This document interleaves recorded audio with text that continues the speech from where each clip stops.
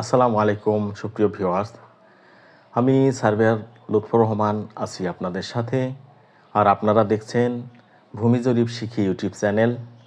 তো আজকে আমি যে বিষয়টি দেখাবো যে অনেক সময় আমরা জমি ক্রয় করার ক্ষেত্রে জমির সমস্ত পজিশন বিবেচনা করে ক্রেতার কাছ থেকে একটি কন্ট্রাক্টের মাধ্যমে জমি ক্রয় করে থাকি।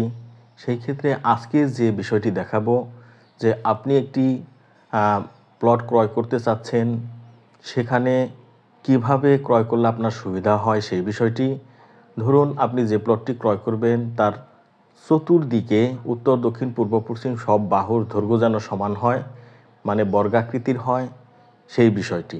আর এর জন্য আপনাকে কি করতে হবে, যে কাজটি করতে হবে, আর এই কাজটি আপনি নিজেই সম্পন্ন করতে পারবেন একজন সার্ভেয়ার ছাড়া, সেই বিষয়টি আজকে আমি আপনাদের দেখাবো। চলুন দেখি।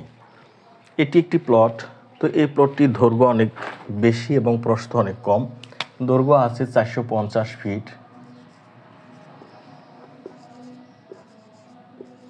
এবং প্রস্থ আছে 93 ফিট। এখন এইখান থেকে আপনি একটি জমি প্লট ক্রয় করতে চাচ্ছেন। তো সেটি ক্রয় করার জন্য আপনাকে বর্গাকৃতির যে প্লটটি আপনি ক্রয় করবেন সেটি ক্রয় করার জন্য আপনাকে কি করতে হবে, যে 93 ফিট দিয়ে যদি আপনি জায়গাটি নেন তাহলে আপনার প্রস্থটি কমে যাবে। তো এই জমিটি ক্রয় করার ক্ষেত্রে জমির যিনি মালিক রয়েছে তার সাথে আপনি কন্ট্রাক্ট করে নিছেন যে আমি যে প্লটটি নিব সেটি যেন আমার স্কোয়ার শেপ হয় সেই বিষয়টি।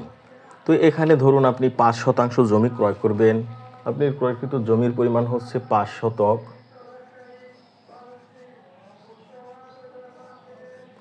তো 5 শতক জমি ক্রয় করতে গেলে স্কোয়ার শেপ আপনি কিভাবে বের করবেন সেই বিষয়টি আমি আপনাকে দেখাইতেছি। যে এটি আপনি পশ্চিম উত্তর কোণ থেকে আপনি 5% জমি নেবেন। প্রথমে আপনাকে কি করতে হবে, এই 5 শতকের বর্গ ফিটটি বের করতে হবে।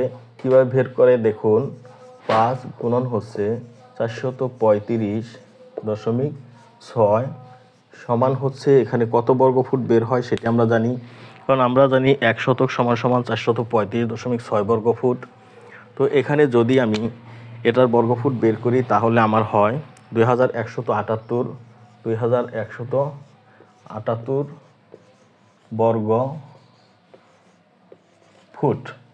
তো এই যে 5 শতক জমি আমি বের করলাম আমার হলো 2178 বর্গ ফুট। এটাকে আমি কি করব, এটাকে রুট করব।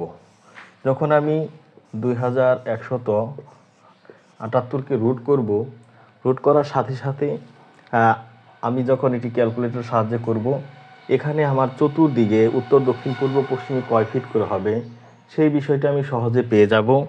আর এখানে আমি পাবো কত, 46 ফিট 8 ইঞ্চি।